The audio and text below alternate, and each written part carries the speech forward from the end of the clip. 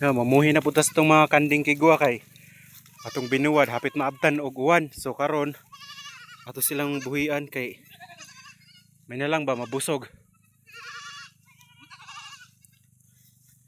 So routine na nina ako nga mag alas 3 usay basta wala koy laing ubra gyud kanang maka-time ba. Mga alas 2 sayo na nako sa buhian para alas 4 uli adto na pukus baka pagkaon sa mga manok. Pero karon kay hapit gyud maabtin og wala namong binuwad. So buhian nato sila kay diri sa mua wala pay ulan pero dito sa proper barangay Quezon susga dahunog ng uwan. Naman dito among binulad sa may lote. So hapit gyud.